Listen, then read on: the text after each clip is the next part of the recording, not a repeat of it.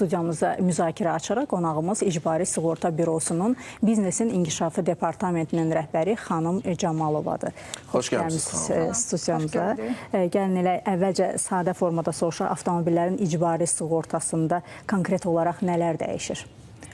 Təşəkkür edirəm dəvətiniz üçün. İlk növbədə bildirmək istəyirəm ki, Azərbaycan Respublikasının Mərkəzi Bankı avtonəqliyyat vasitəsinin mülki məsuliyyətinin icbari sığorta haqqının hesablanması qaydasında bildiyiniz kimi dəyişikliklər etmişdir. Dəyişikliyin əsas mahiyyəti ondan ibarətdir ki, artıq sürücülər bonus mal sistemi, sürücülərə tətbiq olunan bu bonus mal sistemi ümumiliklə ləğv edilir və yeni sığorta tarixçəsi əmsalı, şəxsə münasibətdə yeni sığorta tarixçəsi əmsalına əsasən hesablanmalıdır. Həyata keçiriləcək. Bunun da mahiyyəti ondan ibarətdir ki, əvvəllər sığortalıya münasibətdə sığorta haqqına əlavələr və güzəştlər tətbiq edilirdi. Bu bonus malus anlayışına da biraz açıq. Bonus malus o deməkdir ki, əvvəllər sürücünün təqsiri üzündən hər hansı bir hadisə baş verirdisə, sığorta haqqına əlavələr və güzəştlər sığortalıya münasibətdə tətbiq edilirdi. Və bu da artıq bir növ cəmiyyətdə də bir vətəndaşlar arasında şikayətə səbəb olurdu ki, nəqliyyat vasitəsini mən idarə etmirəm, idarə etmədən belə kimsə hadisə törədir və onun həmin o əlavələri mənim sığorta müqaviləmə tətbiq olunur. Bu yanaşmada artıq Mərkəzi Bank olaraq yeni bir yanaşma gətiriblər və hər bir şəxs artıq öz hadisəsinə görə məsuliyyəti özü daşıyacaq. Bəli. Və bu bir növ cəmiyyətdə şəxsləri təşviq edir ki, artıq daha məsuliyyətli olsunlar, nəqliyyat vasitələrini idarə edərkən daha diqqətli olsunlar və bu əlavələr onların sığorta tarixçəsi əmsalına tətbiq edilməsin. Amma bu yanaşmada vətəndaş yönümlü də addımlar çox atılıb. Yəni vətəndaşa xüsusi güzəştlər burada biz istifadəyə verdik Mərkəzi Bank olaraq. Güzəştlər ondan ibarətdir ki, əgər vətəndaş sığorta müqaviləsini rəsmiləşdirən zaman əvvəllər nəqliyyat vasitəsini idarə edən şəxs birdən çox idisə, bu halda avtomatik risk əmsalı olaraq 1.15 əmsal tətbiq edilirdi. Və bu da bir növ sığorta haqqının artırılmasına gətirib çıxardır. Yeni yanaşmada artıq buna da bir düzəliş edilmişdir Mərkəzi Bank tərəfindən. Yeni yanaşmada artıq əgər nəqliyyat vasitəsini idarə edən şəxslərin sayı nəqliyyat vasitəsinin sahibi ilə birlikdə 5-dən çox olarsa, o halda o 1.15 əmsal tətbiq edilir. Əks halda bu əmsal tətbiq edilməyəcək. Etibarnamə ilə avtomobili verənlər aiddir. 5 nəfər tutaq ki, nəqliyyat vasitəsini idarə eləyirsə, əvvəl elə idi ki, sistem görürdü, əgər etibarnamə ilə nəqliyyat vasitəsini idarə eləyən birdən artıq şəxs var idisə, yəni mülkiyyətçidən əlavə bir şəxs də var idisə, artıq sistem 1.15 əmsal tətbiq edirdi. Yeni yanaşmada artıq sistem baxacaq. Əgər nəqliyyat vasitəsini idarə eləyən şəxslər 5-dən çoxdursa, nəqliyyat vasitəsinin sahibi ilə birlikdə, o halda bu 1.15 tətbiq olunacaq. Bu bir növ vətəndaşlara 5-ə qədər amma güzəşt olunur. Bəli, orada da vətəndaşlar artıq bunu o sığorta haqqının hesablanmasında artıq hiss eləyəcəklər ki, bir növ əvvəl aldığı o sığorta müqaviləsinin artıq qiyməti daha aşağı olacaq. Burada əlavə olaraq nəqliyyat vasitəsini idarə edən artıq şəxslərin sayı dəyişir. Sayı dəyişdiyinə görə həmin şəxslərin əmsalı sığorta haqqının hesablanmasında nəzərə alınacaqdır.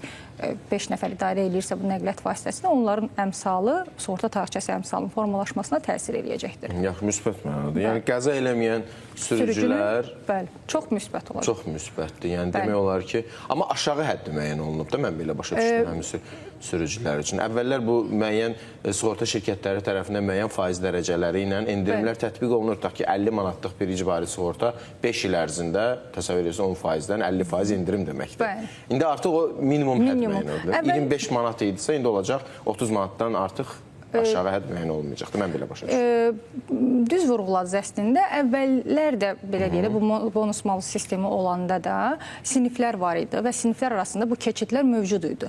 Sadəcə bu siniflər arasında keçidlər biraz fərqli idi, vətəndaşlar üçün anlaşılan deyildi və onlar arasında əgər vətəndaş bir hadisə törədirdisə, fərqli qiymətləndirilə bilirdi. İki hadisə törədirsə, fərqli qiymətləndirə bilirdi. Və bu da, bəli, vətəndaşlar arasında bir növ anlaşıla bilmirdi. Vətəndaş bəli, sabah sığorta haqqının, məsələn, bugün gəlib sığortamı yeniləyəndə vətəndaş bilmirdi ki, onun sığorta məbləği, sığorta haqqı nə qədər olacaqdır. Bunun üçün vətəndaş bilməli idi, burada orta tezlik əmsalını bilməli idi, ümumi bazarın orta tezlik əmsalını bilməli idi, əgər sığortalı günlərin sayını bilməli idi və bu yanaşmaların hamısı vətəndaşın o hesablamanı aparmağına təsir edirdi. Mexanizm çox sadələşdi. Yeni mexanizmdə vətəndaşın artıq bunları hesablamasına ehtiyac yoxdur. Vətəndaş sığorta müqaviləsini yeniləyəndə əgər 275 gün ərzində heç bir sığorta hadisəsi baş verməyibsə, artıq növbəti müqavilədə bu endirimi əldə etmiş, 5% endirim əldə etmiş olacaqdır. Və bu 5% endirim hər il davam eləyəcək və əgər bir şəxsin birdən çox nəqliyyat vasitəsi varsa, tutaq ki, şəxsin 2 nəqliyyat vasitəsi var, 3 nəqliyyat vasitəsi varsa, bu hər nəqliyyat vasitəsinə münasibətdə bu endirimi əldə etmiş olacaqdır. Yəni bu 273 nəqliyyat vasitəsinə münasibətdə vətəndaş 90 gündən sonra artıq bu 275 günü vurmuş olacaq və növbəti 4-cü müqavilədə yenə də 5% güzəşt əldə etmiş olacaqdır. Və bu tərəfdən vətəndaşlar üçün çox böyük adımlar atılır. Bu şirkətlərlə münasibətdə necə dəyişəcək? Məsələn, sürücülər işləyir də, yəni əmək müqaviləsində sürücü işləyirsə bir şirkətin avtomobilini idarə eləyir və bütün orada necə sistem dəyişəcək? Yəni burada da hansısa bir yanaşma olacaq? Çox yaxşı sual vurğuladınız. Bu hissədə də bir dəyişiklik olunub. Hüquqi şəxslərə münasibətdə ümumiyyətlə bu sığorta tarixçəsi əmsalı tətbiq olunmayacaq. Yəni sığorta tarixçəsi əmsalı onlarda bir kimi nəzərə alınacaq və onların sığorta haqlarına heç bir əlavə və güzəştlər tətbiq olunmayacaq. Nəqliyyat vasitəsinin sürücüsü nəqliyyat vasitəsini idarə etdiyi zaman sürücünün təqsiri üzərindən hadisə baş verəsə həmin sürücüyə tətbiq olunacaq bu əlavələr. Yəni güzəşt olaraq burada artıq hüquqi şəxsə münasibətdə əlavələr və güzəştlər tətbiq edilməyəcək. Bu özü də bir əvvəllər bir belə deyək də vətəndaşlar arasında mübahisə yaradan məsələlərdən biri idi ki, hüquqi şəxs bildiyiniz kimi nəqliyyat vasitəsini idarə eləmir. Nəqliyyat vasitəsini idarə edir onun sürücüsü. Bəli, etibar eləyib ona işçisi. Və hüquqi şəxsin birdən çox nəqliyyat vasitəsi var idi və baxmayaraq ki, birdən çox nəqliyyat vasitəsi var idi, sürücü gedib hadisə törədirdi. Bu əlavələr həmin o hüquqi şəxsə tətbiq olunurdu. Bəli, və həmin hüquqi şəxsin bütün avtomobillərinə tətbiq olunurdu. Bu yeni yanaşmada artıq sürücü əsaslı bir yanaşma gəlib deyə. Bəli, sürücü özü məsuliyyət daşır. Artıq o sürücü sabah gedib başqa bir şirkətdə işləyərsə, artıq onun tarixçəsidir deyə. Yenə də o hüquqi şəxsə münasibətdə bu əlavə bir güzəşt tətbiq olunmayacaq, amma sürücü özü gedib öz nəqliyyat vasitəsini sığortalayanda artıq o əlavələr ona təsir eləyəcəkdir. Onda sürücü öz avtomobili ilə deyək ki, qəza törətmir və şirkətin avtomobili ilə o sığorta hadisəsini prediktir. Bir növ vətəndaşın bu sürücünün xeyrinə olur. Əgər sürücü hadisə törətməyibsə özü. Öz avtomobilinin sığorta hissəsində onda mən belə başa düşürəm ki, heç bir şey olmur da? Yox, əgər onun hüquqi şəxsin nəqliyyat vasitəsini idarə edərkən hadisəsi olubsa, özünün əlavəsi qalır. O öz avtomobilini sığortalayanda o əlavə onun avtomobili münasibətdə tətbiq olunacaq. Amma hüquqi şəxsə münasibətdə bu tətbiq olunmayacaq. Çünki hüquqi şəxs nəqliyyat vasitəsini idarə edən şəxs deyil. Bəli.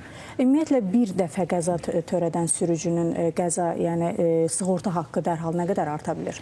Belə deyək, bu yanaşma əvvəldə olduğu kimi, yəni o mövcud bonus malus sistemində olduğu kimi siniflər arasında keçid idi. Bu növbəti sığorta müqaviləsini alarkən şəxsin birinci hadisəsinə görə fərqli əmsallar tətbiq olunurdu, ikinci hadisəsinə görə. Yanaşma var da hamısına. Bunlar biraz qarışıq idi, bayaq da vurğuladığım kimi. Bu artıq Mərkəzi Bank bunu standartlaşdırdı, fiks bir faiz gətirdi. Bu faizlər əvvəllər 40, 50, hətta 100%-ə qədər 4-5 hadisə törədirsə bu şəxs, bəli, arta bilirdi. Artıq bu faizlər fiksləşdirildi. Yəni 30% əlavə, 5% güzəşt. Bu da hər müqaviləyə münasibətdə tətbiq olunur deyə düşünür ki, bu daha ədalətli bir yanaşma olacaq sığorta haqqının hesablaması. Xanım, necə düşünürsünüz? Zaten avtomobil sürücülər bildirirlər ki, bu sığorta hissəsi azdır, nəm avtomobilimin heç bir detalı da eləmir, mənə 5000 manat pul verirlər, nəm və s. və ilaxır. Artıq avtomobil detalları da dəyişib, işçilik haqqı da bir qədər artıb. Həmişə sığorta ilə bağlı müəyyən narazılıqlar var. Bəs bu dəyişikliklər sonunda necə düşünürsünüz? Sığorta qiymətlərinin ümumi artımına səbəb ola bilərmi? Əslində bu edilən dəyişikliklərin heç biri sığorta haqqının artırılması istiqamətində deyil. Onu hesablamır. Bəli. Bu ümumiyyətlə əksinə mən bayaq da vurğuladığım kimi sığorta haqqının vətəndaş tərəfindən sığorta haqqının daha az ödənilməsinə gətirəcək. Nizamlı sürücüdürsə daha az ödəniş eləyəcək, sığorta haqqı ödəyəcək və ümumiyyətlə Mərkəzi Bank olaraq bu hissəyə toxunulmayıb. Yəni sığorta haqqının hesablanması yönündə bir dəyişiklik deyil bu. Sığorta haqqının artımı məqsədli daşımır. Burada məqsəd sırf sığortalıya münasibətdə deyil, sürücüyə münasibətdə əmsalın tətbiqini gətirmək, bu modeli gətirmək idi ki, belə deyək də, nəqliyyat vasitəsi dəmir bir parçadır. Buna görə məsuliyyət olmamalıdır. Yəni, onun sahibi buna görə məsuliyyət daşımamalıdır. Sırf nəqliyyat vasitəsini idarə edən şəxs kimdirsə, ona məsuliyyət tətbiq edilməlidir ki, o nizamlı olsun və növbəti hadisəyə yol verməsin. Bəs bu ilk dəfə sığorta alan sürücülərlə bağlı ümumiyyətlə nəsə risk varmı? Yoxsa onlar əvvəlki kimi elə eyni qaydada ödəyəcəklər sığortanı? İlk dəfə sığorta alanlara münasibətdə belə bir risk yoxdur. Onlar əvvəlki qaydada sığorta müqaviləsini rəsmiləşdirəcək. İlk müqaviləsi bağlayan zaman o bir əmsal olaraq müəyyən olunacaq və bundan sonra hər hansı müqavilə bağlayarsa, həmin o bir əmsala 5% güzəştlər tətbiq olunacaq. Burada heç bir dəyişiklik olmayacaq. Aydındır, xanım. Mən bir məsələyi dəqiqləşdirmək istəyirəm ki, onda mən belə başa düşdüm ki, bu siz az öncə şirkətlər məsələsini qeyd edirsiniz. Bu taksi fəaliyyəti ilə məşğul olanlara da mı aidin? Baxmayaraq da indi yəni etiraf elə ki, taksi fəaliyyətində olan avtomobillər digər şirkətlərə nisbətən, deyək ki, qida sektorunda işləyən, daim hərəkətdə olan avtomobillərə nisbətən daha çox istismar olunur. Taksi fəaliyyətində burada hansısa bir əlahiddə bir yanaşma varmı? Yoxsa bu da bütün o şirkətlərə tətbiq olunan qaydalar taksi şirkətlərinə də aiddir? Bu sual da əslində yaxşı ki, vurğuladınız ki, vətəndaşlara aydın olsun. Taksi sürücülərinə hal-hazırda ümid edirəm ki, bizi dörd gözlə baxırlar.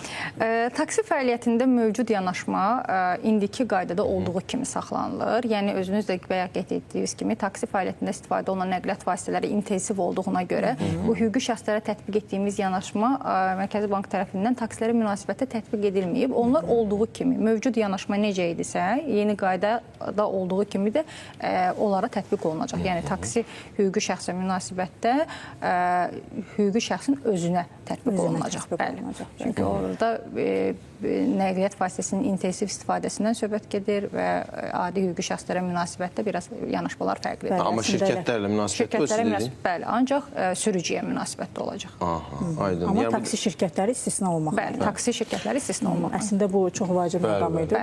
Qayda bunu istisna edir. Taksi sürücüləri də son vaxtlar bir qədər sosial şəbəkədə fəallaşmışdılar ki, bəs artıq nə oldu? Biz elə taksidən nə qazanırdıq ki, onun hissəsini sığortaya verəcək və s. Əslində taksilərə bəli, münasibətdə artım burada nəzərdə tutulmayıb.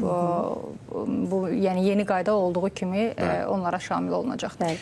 Təşəkkür edirik, xanım. Hörmətli tamaşaçılar, bizim qonağımız İcbari Sığorta Bürosunun Biznes İnkişafı Departamentinin rəhbəri xanım Camalova idi. Biz avtomobil sığortası ilə bağlı baş verən dəyişiklikləri onunla müzakirə etdik. Ümid edirik ki, sizə də hansısa bir fikir formalaşdı və aydınlıq gətirə bildik bu yeniliklərlə bağlı.